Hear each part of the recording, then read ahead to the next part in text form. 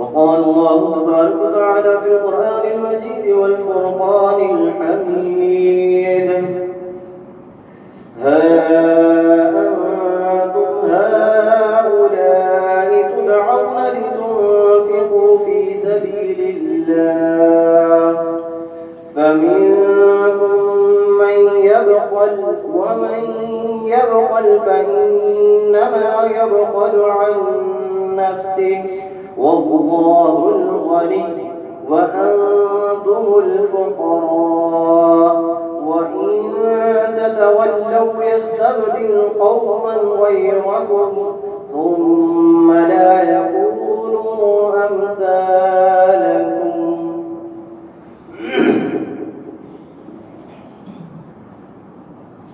اللہ تبارک و تعالیٰ نے قرآن مجید فرقان حمید کی سورہ نمبر 47 کی آیت نمبر 38 کے اندر ارشاد فرمایا: ہا انتم ہؤلاء تدعون لتنفقوا فی سبیل اللہ. دیکھو تم وہ لوگ ہو کہ جنہیں اس بات کی دعوت دی جاتی ہے، جنہیں بلایا جاتا ہے، جنہیں پکارا جاتا ہے کہ لتنفقوا فی سبیل اللہ، کہ تم اللہ کے راستے میں خرچ کرو.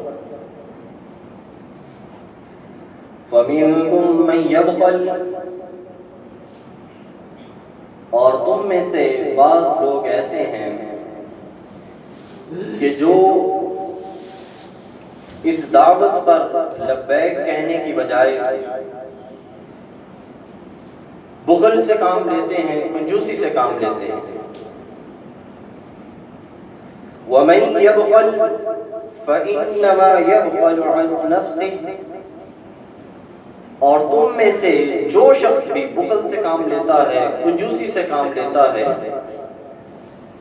تو اس کا نقصان خود اسی کو اٹھانا ہے. واللہ الغنی، اور اللہ تبارک و تعالی تمہیں خرچ کرنے کا حکم اس لیے نہیں دے رہا کیونکہ اللہ کو تمہارے مال کی ضرورت ہے. واللہ الغنی، یاد رکھو اللہ تو غنی ہے، بے پرواہ ہے. وانتم الفقراء، اصل میں محتاج تم لوگ ہو، تم سب اللہ کے فقیر ہو، اللہ کے محتاج ہو. وَإِن تَتَوَلَّوْا يَسْتَبْدِلْ قَوْمًا غَيْرَكُمْ، اور اگر تم اللہ تعالیٰ کے راستے میں خرچ نہیں کرو گے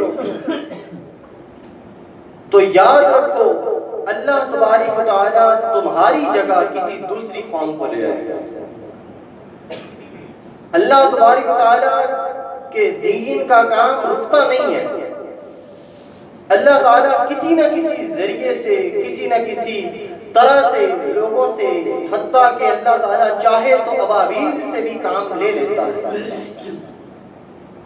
وَإِن تَتَوَلَّوْا يَسْتَبْدِلْ قَوْمًا غَيْرَكُمْ، اگر تم نہیں کرو گے تو اللہ تعالیٰ تمہاری جگہ کسی اور کو لے آئے گا، وہ کر لیں گے، وہ اللہ کی راہ میں خرچ کریں گے. ثُمَّ لَا يَكُونُوا أَمْثَالَكُمْ، اور پھر یاد رکھو کہ اللہ جن کو تمہاری جگہ پر لے کر آئے گا وہ پھر تمہاری طرح کے لوگ نہیں ہوں گے. اللہ تبارک و تعالیٰ نے اس آیت مبارکہ کے اندر واضح طور پر یہ پیغام دے دیا کہ جن لوگوں کو اس بات کی دعوت دی جاتی ہے، اس بات کی طرف بلایا جاتا ہے کہ اب ضرورت ہے کہ تم اللہ کی راہ میں خرچ کرو، اور اس دعوت پر جو لوگ بخل سے کام لیتے ہیں، کنجوسی اختیار کر لیتے ہیں اور اللہ کی راہ میں خرچ نہیں کرتے، تو اللہ تبارک و تعالیٰ نے فرمایا کہ اس بخل کا نقصان خود انہی کو اٹھانا پڑے گا. وہ نقصان میں رہنے والے ہیں، وہ گھاٹا اٹھانے والے ہیں کہ جو لوگ اللہ کے دیے ہوئے مال میں سے خرچ نہیں کرتے، جبکہ اللہ نے کہا ہو کہ میری راہ کے اندر خرچ کرو. اور اللہ تبارک و تعالیٰ نے فرمایا کہ اگر تم خرچ نہیں کرو گے تو اللہ کو تو تمہارے مال کی ضرورت نہیں ہے، یہ تم نے خرچ کرنا ہے تو اپنے ہی فائدے کے لیے خرچ کرنا ہے، یہ تمہارے ہی کام آنا ہے، یہ تمہاری نیکیاں تمہارے کام آنی ہے، اللہ کو کیا ضرورت ہے تمہاری نیکیوں کی؟ واللہ الغنی، اللہ تو بے پرواہ ہے، اللہ غنی ہے، اللہ کو تمہارے مال کی کوئی ضرورت نہیں ہے۔ وَأَنْتُمُ الْفُقَرَاءُ، تم اللہ کے محتاج ہو، تمہیں اللہ تبارک و تعالیٰ سے دعاؤں کی ضرورت ہے، تم اللہ کے فقیر ہو۔ اور اللہ رب العزت نے اس بات کا اعلان کر دیا، ہمیں اپنی کتاب کے اندر، بابرکت کتاب کے اندر بتا دیا کہ اگر تم خرچ نہیں کرتے، تمہیں کہا جاتا ہے کہ اللہ کے دین کے لیے خرچ کرو، اللہ تعالیٰ کے راستے میں خرچ کرو، تم نہیں خرچ کرو گے تو اللہ تعالیٰ تو اپنے دین کا کام کسی نہ کسی سے دے گا۔ اللہ تعالیٰ نے دنیا کے اندر مثالیں چھوڑی ہیں کہ اگر انسانوں نے کام نہیں کیا تو اللہ نے اپنے گھر کی حفاظت کے لیے ابابیل پرندوں سے کام لیا۔ اللہ جس سے چاہتا ہے کام لے لیتا ہے، کام نہیں رکتے۔ لیکن سوال یہ پیدا ہوتا ہے کہ اللہ نے تمہیں صاحب ثروت بنایا، اللہ نے تمہیں اس دنیا کے اندر مال عطا کیا، اب تم سے تقاضا کیا جا رہا ہے کہ تم اس مال میں سے خرچ کرو، تو تم کیوں نہیں خرچ کرتے؟ اور اگر خرچ نہیں کرتے تو اللہ تمہاری جگہ کسی اور کو لے آئے گا، اور یاد رکھو اللہ جن کو لے کے آئے گا پھر وہ اللہ کے دین کا کام بھی کریں گے، اللہ کے راستے میں خرچ بھی کریں گے، پھر وہ تمہاری طرح کے لوگ نہیں ہوں گے۔ اللہ تبارک و تعالیٰ نے ہمیں یہ جو دولت دی ہے، ہمیں یہ جو مال دیا ہے، اللہ رب العزت نے ارشاد فرمایا انما اموالکم واولادکم فتنہ، یہ میں نے تمہیں مال دیا، میں نے تمہیں اولاد دی، تو میں نے تمہیں بطور فتنہ کی یہ دی ہے دونوں چیزیں، بطور آزمائش میں نے تمہیں یہ دونوں چیزیں دی ہیں۔ آپ دیکھیں جو بھی ہم چیز کسی کمپنی کی دیکھتے ہیں، اس کے اوپر دیکھتے ہیں میڈ ان چائنا یا made in Japan, made in Germany, تو ہم اس کمپنی کے اس پروڈکٹ کو بنانے والی جو کمپنی ہوتی ہے، ہم اس سے اندازہ لگا لیتے ہیں کہ اس چیز کی حقیقت کیا ہے، یہ چیز کب تک چلے گی۔ اللہ رب العزت نے ہمیں مال دیا، اللہ رب العزت نے ہمیں اولاد دی، دونوں چیزیں ہمیں اللہ نے عطا کی۔ جس مالک نے ہمیں یہ دونوں چیزیں دی، اللہ رب العزت نے خود ان دونوں چیزوں کی ہمیں حقیقت بھی بتا دی، ہمیں آگاہ کر دیا کہ ان دونوں چیزوں کی حقیقت یہ ہے کہ میں تمہیں بطور فتنہ، بطور آزمائش تمہیں یہ دے رہا ہوں۔ بتانے کے باوجود بھی اگر ہم اس حقیقت کا سامنا نہ کریں، اگر ہم اس آزمائش کے اندر پورا اترنے کی کوشش نہ کریں، تو یقیناً ہم سے بڑا بدنصیب اور ہم سے بڑا بدبخت اور کوئی نہیں ہو سکتا۔ وہ مال، وہ اولاد جو اللہ نے بطور آزمائش دی ہو، اور پھر اللہ رب العزت نے بتا دیا ہو کہ میں تمہیں اصل میں آزمانا چاہتا ہوں کہ اس اولاد کی تم کتنی دینی تربیت کرتے ہو، کتنا اس کو دین کے لیے وقف کرتے ہو، اور کتنا تم اس مال کو اللہ کی راہ میں خرچ کرتے ہو، اللہ تمہیں اس مال سے آزمانا چاہتا ہے۔ اور میں اکثر یہ بات کرتا ہوں کہ اصل آزمائش مال کے چھن جانے سے، کسی نعمت کے چھن جانے سے اتنی آزمائش نہیں ہوتی جتنی آزمائش اس صورت میں ہوتی ہے کہ جب اللہ تعالیٰ کسی کو کوئی نعمت عطا کرتا ہے، جب کوئی چیز دیتا ہے، اللہ رب العزت نے مال دیا ہو، اولاد دی ہو، جب اصل آزمائش ہوتی ہے تو اس وقت ہوتی ہے کہ جب اللہ ہمیں اپنی نعمتوں سے نواز رہا ہو۔ جب اللہ اپنی نعمتیں چھینتا ہے تو انسان کو اللہ یاد آ ہی جاتا ہے، لیکن اللہ جب نعمتیں عطا کرتا ہے، اصل امتحان اس وقت ہوتا ہے کہ اب انسان اللہ تعالیٰ کو کتنا یاد رکھتا ہے۔ وَقُولُ قَوْلِي هَٰذَا لِي وَلَكُمْ وَاسْتَغْفِرُوا اللَّهَ وَاسْتَغْفِرُوهُ۔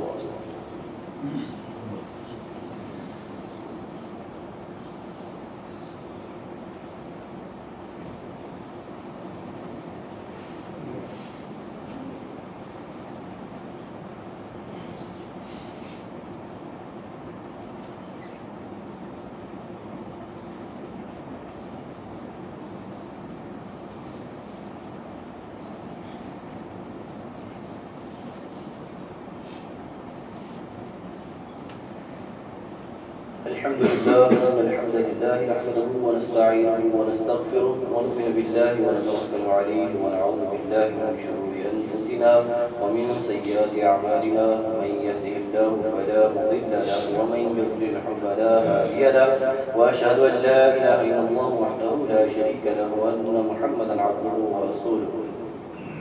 اللهم صل على محمد وعلى آل محمد كما صليت على إبراهيم وعلى آل إبراهيم إنك حميد مجيد۔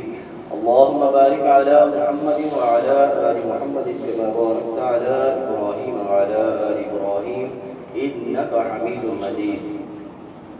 أما بعد فإن خير الحديث كتاب الله وخير الهدي هدي محمد صلى الله عليه وسلم وشر الأمور محدثاتها وكل محدثة بدعة وكل بدعة ضلالة وكل ضلالة في النار. اللہ تبارک و تعالیٰ نے سورہ منافقون کے اندر ارشاد فرمایا یا ایھا الذین آمنوا لا تلہکم اموالکم ولا اولادکم عن ذکر اللہ. اے ایمان والو، تمہیں تمہاری اولاد اور تمہارا مال تمہیں کہیں اللہ کی یاد سے، اللہ کے ذکر سے، اللہ کے دین سے غافل نہ کر دے. وَمَن يَفْعَلْ ذَلِكَ، اور تم میں سے جو شخص بھی ایسا کرے گا کہ اپنی اولاد کے معاملے میں یا مال کے معاملے میں اللہ کے دین کو پیچھے چھوڑے گا، اللہ کے دین کے لیے جب تمہیں مال خرچ کرنے کی دعوت دی جائے، جب تم سے کہا جائے کہ مال کو خرچ کرو اور تم خرچ نہیں کرتے، وَمَن يَفْعَلْ ذَلِكَ فَأُولَٰئِكَ هُمُ الْخَاسِرُونَ، تو حقیقت میں یہی لوگ نقصان اٹھانے والے ہیں، یہی لوگ جو ہیں وہ گھاٹا اٹھانے والے ہیں. پھر اللہ رب العزت نے ارشاد فرمایا وَأَنفِقُوا مِمَّا رَزَقْنَاكُمْ، تم خرچ کرو اس مال میں سے جو ہم نے تمہیں عطا کیا ہوا ہے. اللہ رب العزت نے قرآن کریم کے اندر جہاں پر بھی مال کو خرچ کرنے کی دعوت دی، اکثر مقامات پر اللہ رب العزت نے متکلم کا صیغہ استعمال کیا کہ رزقناکم یا رزقناہم، کہ یہ جو تمہیں مال دیا ہوا ہے یہ ہم نے تمہیں دیا ہوا ہے. جو مال ہم نے تمہیں عطا کیا ہے اس مال میں سے تم اللہ کی راہ میں خرچ کرو.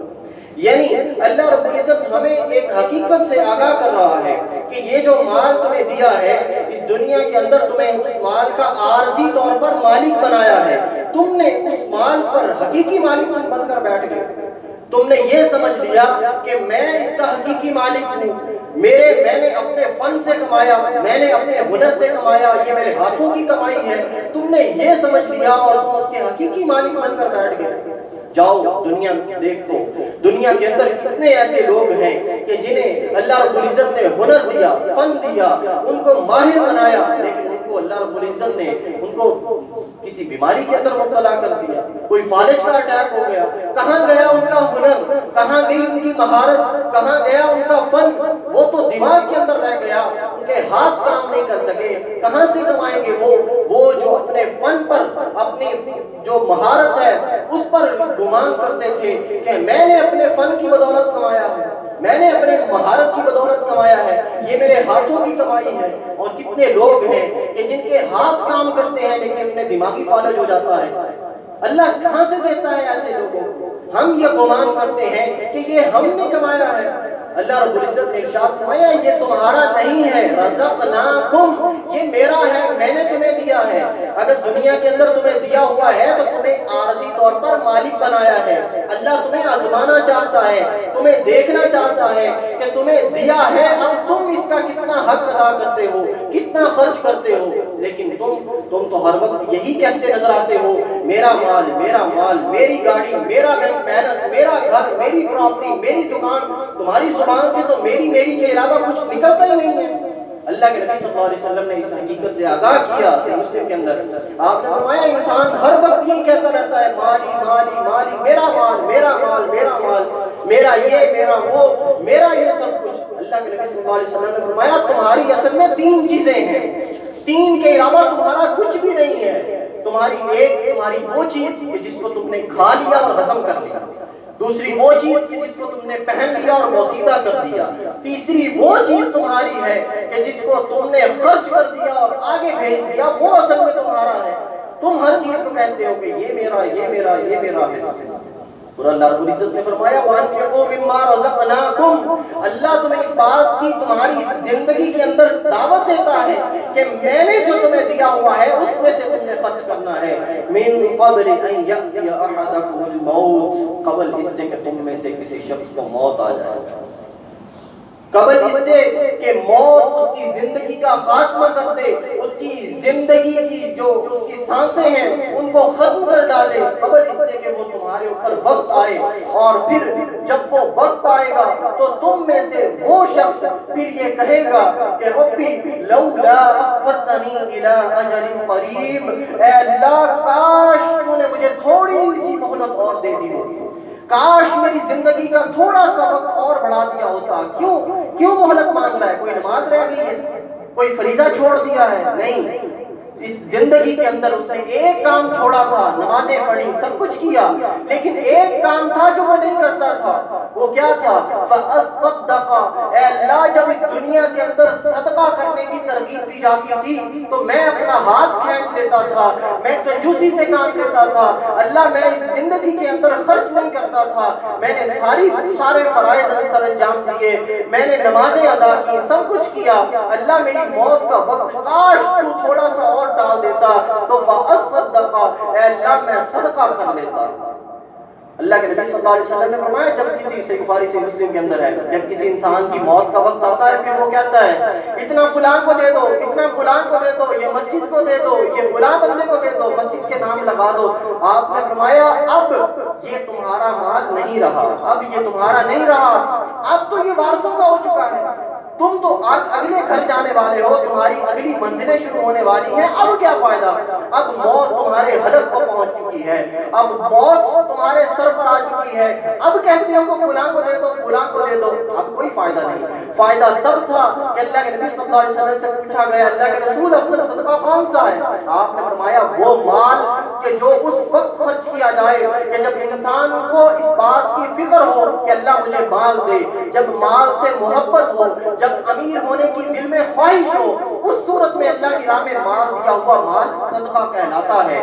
اس صورت میں وہ مال صدقہ نہیں کہلاتا کہ جب موت آ جائے سر پر اور حلق پر موت کھڑی ہو اور انسان یہ کہتا رہے کہ اتنا فلاں کو دے دو، اتنا فلاں کو دے دو، تب وہ مال تو تمہارا رہا ہی نہیں ہے، اب تو موت آ چکی ہے، اور اللہ رب العزت اس حقیقت سے ہمیں آگاہ کر چکا ہے کہ تمہیں موت آئے گی، اور موت کے بعد تم یہ خواہش کرو گے کہ ربی لولا اخرتنی الی اجل قریب، اللہ تو نے مہلت دی ہوتی تو میں صدقہ کرتا، کاش تو مجھے مہلت دیتا تو فاصدق واکن من الصالحین، اللہ میں صدقہ کر کے نیک لوگوں میں شامل ہو جاتا، تب انسان یہ خواہش کرے گا۔ اور میں یہ سمجھتا ہوں یقیناً وہ بد نصیب ہے شخص، وہ بدبخت ہے شخص کہ جو مرنے کے بعد خواہش کر رہا ہے، مرنے کے بعد التجائیں کر رہا ہے، اے اللہ کاش تو مجھے مہلت دیتا تو میں خرچ کرتا، تیری راہ میں اپنا مال خرچ کرتا، کاش تو مجھے مہلت دیتا تو میں خرچ کرتا۔ لیکن ہم خوش قسمت ہیں، ہم خوش نصیب ہیں، ہماری سانسیں چل رہی ہیں، وہ مہلت جو مرنے کے بعد مانگ رہا ہے اللہ نے ہمیں ابھی دی ہوئی ہے، وہ مہلت جو مرنے کے بعد وہ التجائیں کر رہا ہے اے اللہ کاش تو مجھے تھوڑی سی مہلت دیتا تو میں خرچ کرتا، اللہ نے وہ ہمیں مہلت دی ہوئی ہے، اللہ نے صاحب ثروت بنایا ہے۔